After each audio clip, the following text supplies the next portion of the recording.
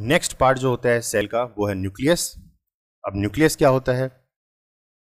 तो nucleus spherical oval structure near centre of a cell. तो ये सेल है, देखिए एनिमल सेल है, तो एनिमल सेल के अंदर बीच में कहीं, सेंटर में कहीं, या तो स्पेरिकल शेप में या फिर ओवल, ओवल मीन्स अंडाकार शेप में, ठीक है ना, ये होता है। तो इसको हम क्या बोलते हैं? न्यूक्लियस बोलते हैं। ये जो चीज़ है ये न्यूक्लियस होती है, ठीक है ना, ये न्यूक्लियस है।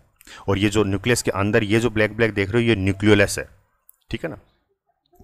तो ये स्पेरिकल शेप में होगा या फिर इरेगुलर शेप में होगा। जैसे ये प्लांट सेल के अंदर देखिए आप, ये न्यूक्लियस है, ठीक है ना, ये भी लगभग लगभग स्पेरिकल ही है, और इसके बीच में ये जो है ये न्यूक्लियोलस है, इसको हम न्यूक्लियोलस बोलते हैं। और ये न्यूक्लियस है, और न्यूक्लियस के बाहर ये जो कवरिंग होती है ये होती है न्यूक्लियर मेम्ब्रेन, ठीक है ना। और सेल के बाहर जो कवरिंग होती है उसे हम बोलते हैं प्लाज्मा मेम्ब्रेन।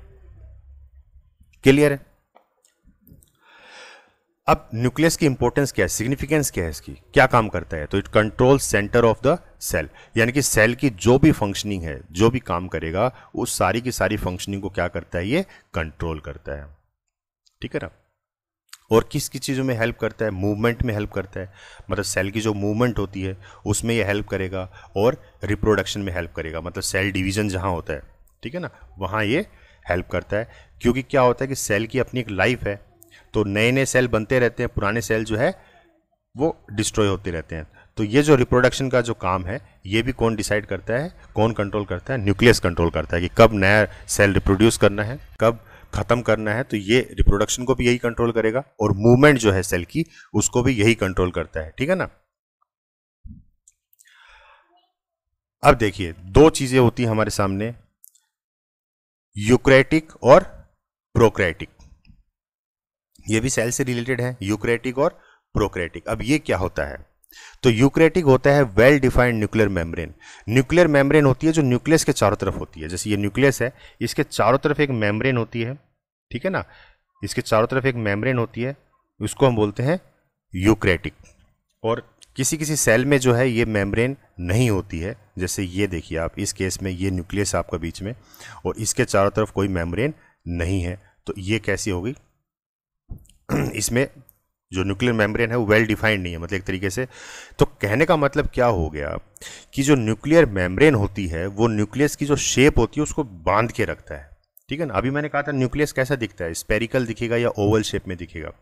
तो ये शेप ऐसी ही बनी रहे, इसको बांधने के लिए भी तो कुछ चाहिए, तो इसके बाहर एक लेयरिंग होती है, उस लेयरिंग को हम क्या बोलते हैं? न्यूक्लियर मेम्ब्रेन बोलते हैं, ठीक है ना, न्यूक्लियर मेम्ब्रेन। तो अगर ये न्यूक्लियर मेम्ब्रेन वेल डिफाइंड होगी, मतलब फिक्स शेप की होगी, तो जाहिर सी बात है अंदर जो न्यूक्लियस होगा उसकी शेप भी फिक्स होगी, या तो स्पेरिकल होगी या ओवल शेप की होगी, फिक्स होगी।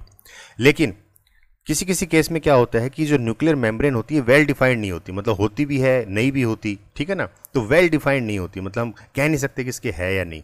तो उस केस में क्या होता है कि न्यूक्लियस जो है उसको एक फिक्स शेप नहीं मिल पाती, वो इधर उधर फैलने लगता है। जैसे इस केस में देखिए न्यूक्लियस पूरा फैला हुआ है इसके अंदर, ठीक है। क्यों?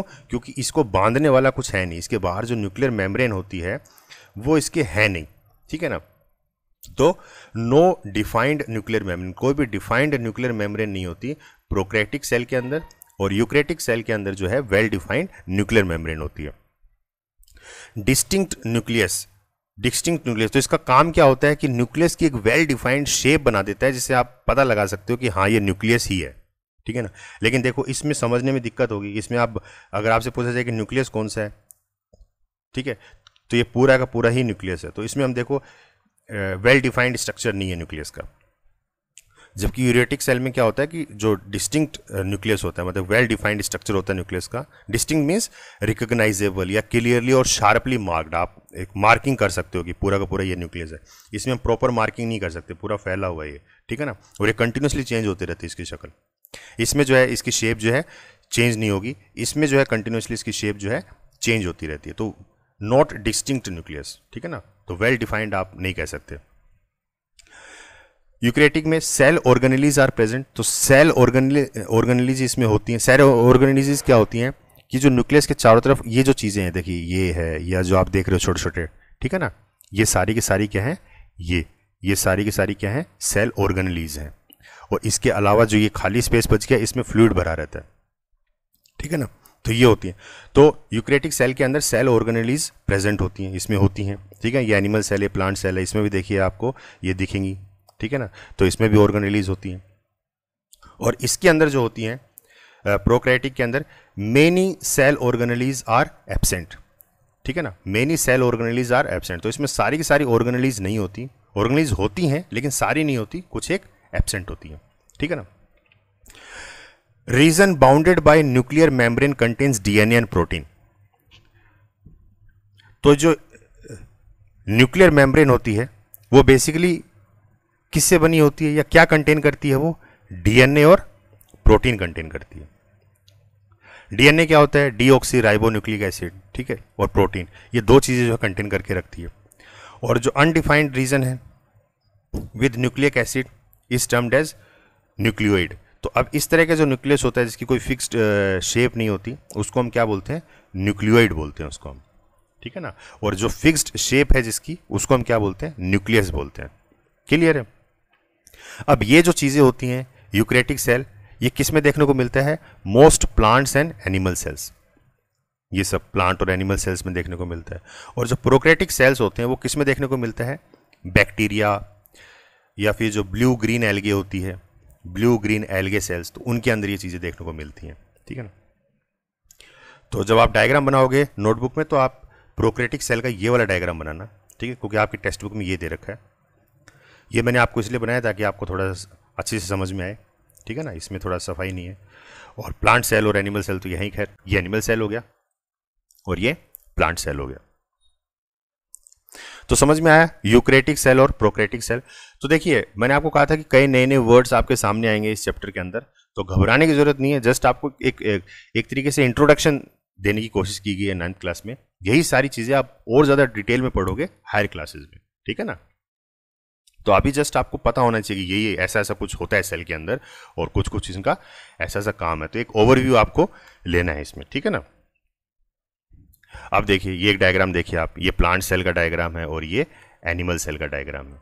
तो आप कंपेयर भी कर सकते हो इनकी नेमिंग करके कि किस में क्या है क्या नहीं है। तो ये देखिए इसमें ये न्यूक्लियस है, न्यूक्लियस के बीच में ये जो है ये न्यूक्लियोल्स है, ठीक है। और ये जितने भी आप देख रहे हो ये सब क्या है? ऑर्गेनेलीज हैं, ठीक है ना। ये होती है ऑर्गेनेलीज, ठीक है। और ये देखिए आप, ये जो आप देखिए ये अंदर वाली जो लेयरिंग है ये तो होती है आपकी प्लाज्मा मेम्ब्रेन, और इसके बाहर वाली जो लेयरिंग है इसको हम बोलते हैं सेल वॉल। तो इसमें डबल लेयर होती है, ठीक है ना। और इसमें देखिए हमारे पास सेल वॉल नहीं होती, इसमें खाली क्या होता है? हमारे पास प्लाज्मा मेम्ब्रेन होती है। ये सिर्फ, ये देखिए इसमें हमारे पास सिर्फ प्लाज्मा मेम्ब्रेन होती है एनिमल सेल के अंदर। तो ये सब है। तो ये न्यूक्लियस है और ये सेंटर में न्यूक्लियोलस है, ठीक है। और ये सारे के सारे क्या हैं? ऑर्गेनेलीज हैं। तो इनके भी अलग अलग नाम होते हैं, लाइसोसोम्स, राइबोसोम्स, माइटोकॉन्ड्रिया, ठीक है ना। तो ये हम थोड़ा बहुत पढ़ेंगे इस चैप्टर के अंदर। साइटोप्लाज्म, साइटोप्लाज्म देखिए खाली स्पेस होती है, जो ऑर्गेनेलीज के अलावा जो खाली स्पेस बच जाता है ये इसके अंदर फ्लूइड भरा रहता है, और इस फ्लूइड को ये क्या है, क्या बोलते हैं? इसको हम साइटोप्लाज्म बोलते हैं। एक डायग्राम ये है प्लांट सेल और एनिमल सेल का। तो देखिए जो एनिमल सेल होता है वो लगभग ओवल शेप में होता है, और जो प्लांट सेल होता है वो क्यूबिकल शेप में होता है एक तरीके से, ठीक है ना, क्यूबिकल बॉक्स जैसा होता है। न्यूक्लियस स्ट्रक्चर, न्यूक्लियस की हम बात कर लेते हैं, जो सेल के अंदर जो न्यूक्लियस होता है उसकी हम बात कर लेते हैं। यूकैरियोटिक डिस्क्रिप्शन, तो यूकैरियोटिक सेल की हम बात कर रहे हैं जिसके अंदर यूकैरियोटिक कौन से सेल होते हैं? जिसका जो न्यूक्लियस होता है वो फिक्स्ड शेप का होता है, ठीक है ना, या तो स्पेरिकल होगा या ओवल शेप में होता है, फिक्स शेप होती है, ठीक है ना। तो ये हम यूकैरियोटिक सेल वाले न्यूक्लियस की बात कर रहे हैं, क्योंकि प्रोकैरियोटिक में क्या होता है कि जो न्यूक्लियस होता है वो वेल डिफाइंड नहीं होता, मतलब रैंडमली डिस्ट्रीब्यूटेड होता है, ठीक है। तो ये आपका ये कलर्ड जो पार्ट है पूरा येलो कलर का, ये तो आपका हो गया न्यूक्लियस, और जो बीच में जो डार्क येलो दिखा रखा है ये आपका हो गया न्यूक्लियोलस, ठीक है ना, ये न्यूक्लियोलस हो गया। और बाकी ये सारा न्यूक्लियस आई, और न्यूक्लियस के चारों तरफ उसको प्रोटेक्ट करने के लिए एक मेम्ब्रेन होती है, ठीक है ना। ये कट करके दिखा रखा है आपको न्यूक्लियस। तो देखिए इसके चारों तरफ एक ये लेयरिंग होती है। तो ये लेयरिंग क्या एक्चुअल में न्यूक्लियर मेम्ब्रेन है, जो न्यूक्लियस के चारों तरफ एक प्रोटेक्टिव लेयर होती है, उसे हम क्या बोलते हैं? Nuclear membrane. और न्यूक्लियस के अंदर होता है न्यूक्लियोलस, और न्यूक्लियस के जो बाहर की जो स्पेस होती है इसमें देखिए फ्लूइड भरा रहता है ये, ठीक है ना, ये सारा फ्लूइड भरा रहता है, इस फ्लूइड को हम क्या बोलते हैं, न्यूक्लियोप्लाज्म, ठीक है ना, न्यूक्लियोप्लाज्म। क्लियर है? अच्छा, अब न्यूक्लियस के अंदर जो भी न्यूट्रिएंट्स जाएंगे और बाहर आएंगे, तो इसके लिए ये जो इसमें फाइन पोर्स होते हैं, छोटे छोटे आप छेद देख रहे हो इसके अंदर, ये फाइन पोर्स होते हैं, तो इसके थ्रू जो है न्यूट्रिएंट्स अंदर जाते हैं और बाहर आते हैं, तो इन पोर्स को हम क्या बोलते हैं, न्यूक्लियर पोर, ठीक है ना, इनको हम न्यूक्लियर पोर बोलते हैं। तो इन्हीं चीज़ों को हम इसमें स्टडी करेंगे स्ट्रक्चर में। तो सबसे पहले तो न्यूक्लियर मेम्ब्रेन। तो न्यूक्लियर मेम्ब्रेन क्या हो गई, एक आउटर लेयरिंग हो गई, ठीक है ना, तो double layered covering of nucleus, nucleus को कवर करके रखता है, और ये भी देखिए डबल लेयरिंग में, एक ये दो लेयर है इसके अंदर, ठीक है। फिर आता है न्यूक्लियर पोर्स, ये जो छेद हैं आपको दिख रहे हैं, तो pore on nuclear membrane which allow transfer of materials to outside, तो मटेरियल जो भी है, जो भी न्यूट्रिएंट्स हैं, उनको इन एंड आउट के ट्रांसफर को कंट्रोल करता है न्यूक्लियर पोर्स। न्यूक्लियोप्लाज्म, तो न्यूक्लियोप्लाज्म मैंने आपको कहा था क्या होता है, fluid enclosed by nuclear membrane. तो न्यूक्लियर मेम्ब्रेन के अंदर जो फ्लूइड भरा रहता है वो कैसा है, उसको हम क्या बोलते हैं, न्यूक्लियोप्लाज्म बोलते हैं। और न्यूक्लियोलस क्या होता है, जो इसके अंदर ये जो पोर्शन है सॉलिड, ये न्यूक्लियोलस है। तो structure embedded in nucleoplasm may be one many in number, तो ये जरूरी नहीं है कि एक ही हो, ये कई भी हो सकते हैं न्यूक्लियोलस, ठीक है ना, ये एक भी हो सकते हैं, एक से ज्यादा भी हो सकते हैं। तो एक से ज्यादा कब होंगे, जब सेल डिवीजन शुरू होती है, तो उस केस में सबसे पहले न्यूक्लियोलस डिवाइड होता है, फिर न्यूक्लियस डिवाइड होगा और फिर सेल डिवाइड होगा, ठीक है। तो इस तरीके से नया सेल बन जाएगा और पुराना सेल जो है खत्म हो जाएगा, तो वो जिसे हम रिप्रोडक्शन बोलते हैं। तो न्यूक्लियस जो है structured embedded in nucleoplasm, may be one many in number, और किससे बना होता है, composed of protein and RNA, ribonucleic acid से और प्रोटीन से बना होता है ये। Ribosome formation takes place here, तो जो राइबोसोम होती है उसकी फॉर्मेशन जो है इसी के अंदर होती है, ठीक है ना। फिर आते हैं हमारे पास क्रोमेटीन्स। तो क्रोमेटीन क्या होता है, thin thread like structures embedded in nucleoplasm. तो न्यूक्लियोप्लाज्म के अंदर, जैसे ये न्यूक्लियस है और न्यूक्लियस के अंदर ये न्यूक्लियोलस है, और ये जो खाली स्पेस है इसे हम क्या बोलते हैं, न्यूक्लियोप्लाज्म। तो इसके अंदर ही जो है ये इस तरह से थ्रेड लाइक स्ट्रक्चर्स होते हैं हमारे पास, ठीक है ना, फाइन थ्रेड लाइक स्ट्रक्चर्स होते हैं, इसे हम क्या बोलते हैं, क्रोमेटीन बोलते हैं। देखिए इस डायग्राम में आपको समझ में आएगा, ये न्यूक्लियस है पूरा, न्यूक्लियस के अंदर ये न्यूक्लियोलस है और इसके अंदर ये जो थ्रेड लाइक स्ट्रक्चर्स हैं, ठीक है ना, इसे हम क्या बोलते हैं, क्रोमेटीन बोलते हैं, ठीक है। तो thin thread like structures embedded in nucleoplasm, तो थ्रेड लाइक स्ट्रक्चर्स होते हैं। अब ये क्या कंटेन करते हैं, ये कंटेन करते हैं डीएनए। डीएनए क्या होता है, deoxy ribonucleic acid, DNA contain करता है। आरएनए कंटेन करता है, आरएनए क्या होता है, राइबोन्यूक्लिक एसिड। और न्यूक्लियर प्रोटीन्स, प्रोटीन से बना होता है ये, ठीक है ना। Exist during resting stage of a cell, तो ये रेस्टिंग स्टेज के दौरान ही होगा। रेस्टिंग स्टेज मतलब जब वो रिप्रोडक्शन नहीं कर रहा होता है, ठीक है ना, आइडियल स्टेट में होता है, तब तो थ्रेड लाइक स्ट्रक्चर होते हैं। और जब इसको रिप्रोडक्शन करना होता है, मतलब अपने ही जैसे और सेल इसको बनाने होते हैं, तो जब इसको रिप्रोडक्शन करना होता है तब ये जो सिंगल सिंगल क्रोमेटीन है ये पेयरिंग करना शुरू कर देते हैं। जैसे ये अब ये दो हैं अलग अलग, इनको क्या बोलते हैं, क्रोमेटीन बोलेंगे, लेकिन ये दोनों फिर क्या करेंगे, पेयर बना लेंगे इस तरीके से, ये इस तरीके से पेयरिंग कर लेते हैं ये, ठीक है ना, ऐसे डबल डबल की क्या करेंगे, ये पेयरिंग कर लेंगे। तो ये जब पेयरिंग कर लेते हैं तो इनको हम क्या बोलते हैं, क्रोमोसोम्स बोलते हैं, ठीक है ना। तो क्रोमेटीन जब पेयरिंग कर लेते हैं तो उनको हम क्या बोलते हैं, क्रोमोसोम्स। तो rod shaped structure formed when chromatin condenses together when the cell is about to divide. तो जब सेल डिवाइड होने की स्टेज में आता है, मतलब रिप्रोडक्शन की जब स्टेट में आता है, तो उस केस में जितने भी क्रोमेटीन होते हैं ये पेयरिंग कर लेते हैं, मतलब डबल डबल के पेयर में आ जाते हैं, ठीक है ना, जिसे हम बोलते हैं क्रोमोसोम्स। तो किसी भी सेल के अंदर कितने क्रोमोसोम होते हैं, 46 क्रोमोसोम होते हैं, ठीक है ना। कितने क्रोमोसोम होते हैं, 46 क्रोमोसोम होते हैं। और जब पेयरिंग कर लेते हैं ये, तो पेयरिंग करने के बाद इसको हम ये हो जाते हैं 23, ठीक है ना, पेयर में हो जाते हैं ये 23। तो ये क्रोमोसोम्स कहलाते हैं, ठीक है ना। तो ये भी किससे बने, composed of DNA and nuclear protein. तो सेम वही चीज है, क्योंकि कंबाइन ही हुए हैं, तो डीएनए और न्यूक्लियर प्रोटीन से बने होते हैं। कंटेन इन्फॉर्मेशन ऑफ इनहेरिटेंस, तो इनहेरिटेंस की इन्फॉर्मेशन, इनहेरिटेंस क्या होता है कि एक स्पीशीज से दूसरी स्पीशीज में जो ट्रेड्स जो ट्रेवल करते हैं, यानी कि इसको ऐसे समझिए कि किसी बच्चे के अंदर हम बोलते हैं कि इसकी आईज जो है इसके पेरेंट्स पे गई हैं, इसके फादर पे गई हैं, इसके जो हेयर कलर है इसकी मदर पे गया है, तो ये जो ट्रेड्स हैं, ठीक है ना, ये उसने अपने कुछ ट्रेड्स, जो बच्चा होता है कुछ ट्रेड्स अपने फादर से उठाता है, कुछ ट्रेड्स अपनी मदर से उठाता है, ठीक है। तो ये जो ट्रेड्स जो उठाता है इन्हें हम क्या बोलते हैं, इनहेरिटेंस बोलते हैं, ठीक है ना। मतलब एक जनरेशन से दूसरे जनरेशन में जो कैरेक्टरिस्टिक्स ट्रांसफर होते हैं, ठीक है, तो वो सारी जो इंफॉर्मेशन होती है वो सारी किस में छुपी होती है, डीएनए में छुपी होती है, ठीक है ना। और डीएनए किसके अंदर होता है, इनके अंदर, क्रोमोसोम्स के अंदर छुपा होता है डीएनए।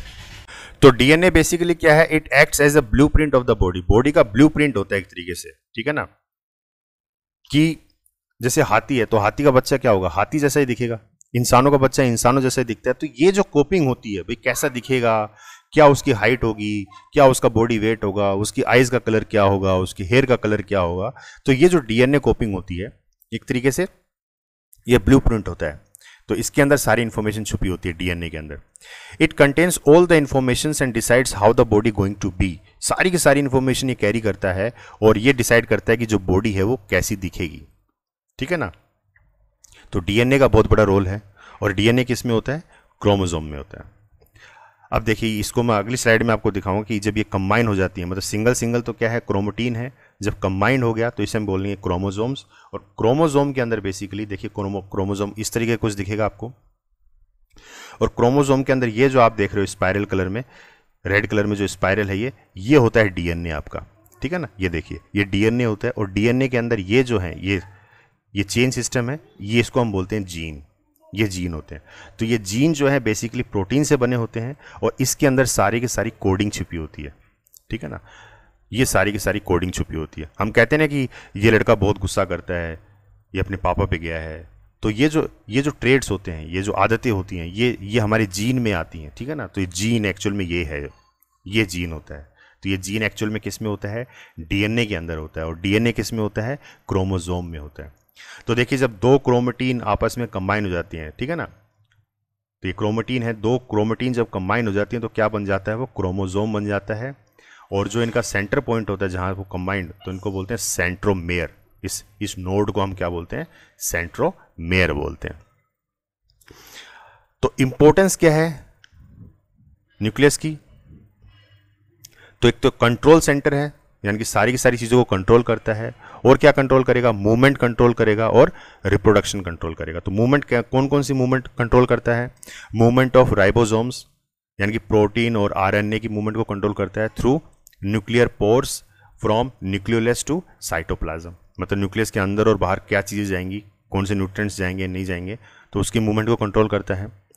सेलुलर रिप्रोडक्शन को कंट्रोल करता है। Chromosomes content in nucleus play a crucial role during cell division. तो सेल डिवीजन, जब सेल डिवाइड होता है तो उस दौरान क्रोमोसोम का बहुत बड़ा रोल है।